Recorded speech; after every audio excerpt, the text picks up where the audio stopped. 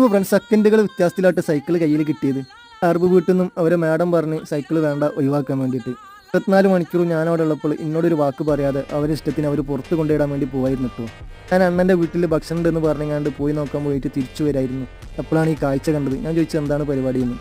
അപ്പോൾ വീട്ടിലെ ജോലിക്കാരി പറയാം മാമ കബ്ബർ അത വദ്ദി ബറാന്ന്. അപ്പോൾ ഞാൻ പറഞ്ഞു അന മൗജൂദ് ഇനാക്ക് ലൈസ് ഇന്ത വദ്ദി ബറ കബ്ബർ അന.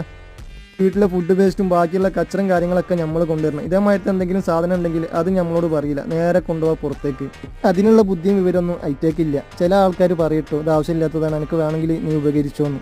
ഈ ചെറിയ സൈക്കിൾ കണ്ടോ, ആകെ കുറച്ച് ദിവസം മാത്രം ഉപയോഗിച്ചിട്ടുള്ളായിരുന്നു കേട്ടോ. അതിൻ്റെ പഞ്ചറായപ്പോൾ അങ്ങനെ മൂലക്കിലിട്ടതാണ്. അതിന് ഏകദേശം നാട്ടിലെ 8000 റുപ്യേൻ്റെ അടുത്ത് വരുന്നുണ്ട് കേട്ടോ. എന്തായാലും പ്രതീക്ഷിക്കാത്തൊരു സമയത്തായിട്ട് സൈക്കിൾ കിട്ടിയത്.